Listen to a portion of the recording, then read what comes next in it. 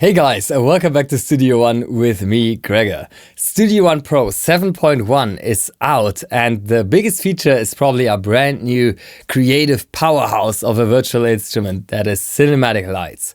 I've already covered this instrument in depth in my launch video. If you haven't seen that already, please check it out here. But let's take a look at some of the other features that are new in this update. And there's quite a few significant improvements that you might have missed. And here are my 5 favorites that I want to show you right now. And the first improvement I want to show you seems very small. So small, in fact, that you might have missed it at first glance, but you really start to notice it once you open up the same song in the previous version, Studio One Pro 7.02, and this version, Studio One Pro 7.1. Let's take a look. So first of all, I want to point out that you can actually have multiple versions of Studio One Pro open at the same time, which I find quite cool for testing purposes and things like that.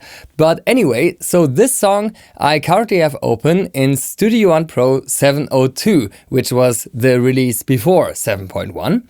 And you notice that the contrast, which is something that many users have criticized in the past, isn't exactly ideal.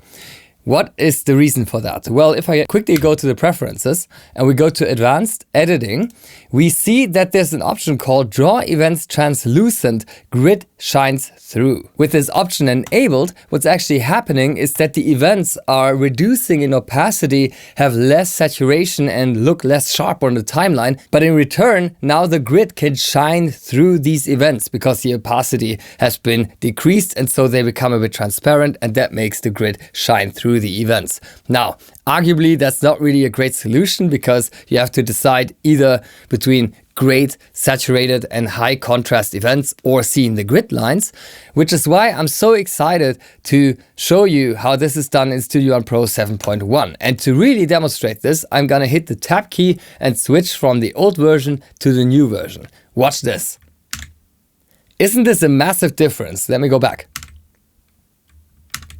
So why is the grid so much more clear on these events? Well, that is because we have changed the option here under advanced editing to show grid on events. So instead of reducing the opacity, the contrast and the saturation on the events themselves, we just draw the grid lines over the events now. And you can really see this. If I disable this option, there's nothing changing about the transparency of the events. They stay the same. It's just that the grid lines are now being shown over the events. So you don't have to decide anymore between great contrast and saturation on the events and seeing the grid lines. Another great thing is that crossfades are so much more visible now when you compare this with 7.02. I think this is so much easier to see, especially from a distance. So that is actually one of my favorite features of Studio One Pro 7.1, the improved visibility for grids and events. Probably the biggest feature of Studio One Pro 7.1, aside from cinematic lights, is the much requested bus transform, also known as bus freeze. So I have a project here with already quite a few transformed tracks, and this is also new in Studio One Pro 7.1. These tracks are now indicated with a little yellow dot. This indicates a transformed track, also on instrument tracks. Now, let's say I want to freeze or transform, as it's called in Studio One, a bus. How do I do that? Well, in my case, I have my bass with quite a bit of bus processing going on.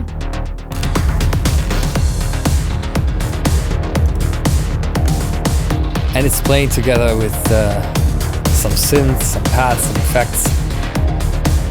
And how would I go about freezing this bus now? Also with the ability to unfreeze, meaning that once I detransform it, all of the insert and send effects come out again. Well, all I need to do is right click this bus and then click on transform to rendered audio. Now, if I try to do this right away, then Studio One Pro is telling me that I currently have 2 effects channels processing the high bass and the attack bass that I would have to route into the bus before I can freeze.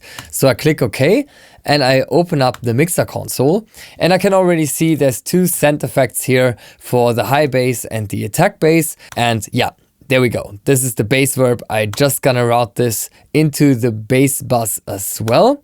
And if this send would be going to several channels across several buses, I would just quickly duplicate it. The same thing I would do for any sidechaining that's going on the bus. I would just duplicate the sidechain trigger signal and route that into the sidechain input of the bus. So now that I have the bass verb set to the input of the bus, I can simply go ahead and right click, transform to rendered audio. It's gonna take just a moment here, and I will end up with a rendered audio file that contains all of the instrument and audio tracks of this bus that I can always retransform back into the real-time state with all of the instrument and audio plugins attached. So that's extremely powerful. See, this is the result. Basically reverts into the original state with all of the inserts, all of the sends, and all of the plugins included. Another favorite feature of mine in Studio One Pro 7.1 is the even better impact integration inside of the note editor. It is now also possible to directly access its envelopes and crossfades from the note editor so that you barely have to open up the separate instrument window anymore. This can really make a big difference in your workflow, especially when working on smaller screens and notebooks. So right here I have a beat going on. And it uses the famous impact, which is the drum sampler inside of Studio One Pro.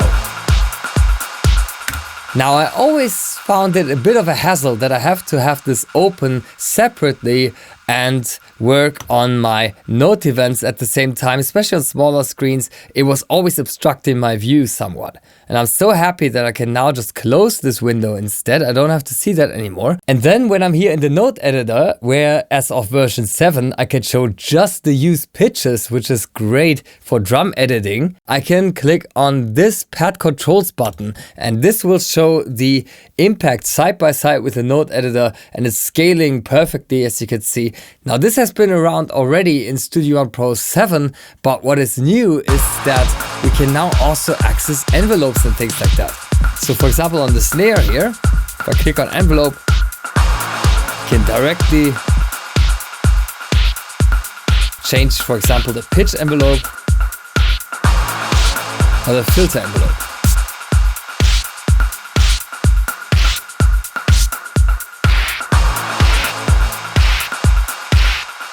That makes it even more fun to work with Impact XT. What's also brand new is that on looped samples, for example this one, you can now adjust a crossfade. You can hear there's a bit of a click on the onset of the sample, and by raising the X value,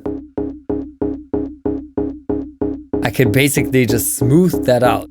And that is especially useful when working with looped samples. Another new feature that I really love is the improved note selection and editing that we have in Studio One Pro 7.1. And you really notice these improvements specifically when editing chords. So it is now possible to select notes on an event and hold down Option on a Mac or Alt on Windows and use the up and down arrow keys to duplicate and transpose the note that you have selected. And this happens for all of the selected notes at the same time, as you can see. And now you can transpose that to wherever it needs to be. Now, this is especially powerful when you combine this with the new scale option. When you have snap to scale active, you can either check this tick box here, or you can click snap to scale in the new scale panel that you see here. Then going up and down with the arrow keys will basically just move on the keys of the selected scale. In my case, I currently have A natural minor. And when I now combine this with the new note editing that we have in Studio One Pro 7.1, this is allowing me to edit chords within a matter of seconds. Watch this. Okay, so I just have a monophonic.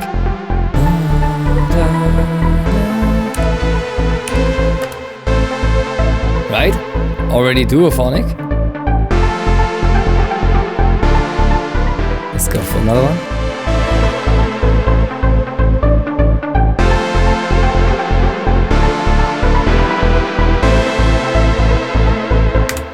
It has never been easier to create and edit chords in Studio One Pro.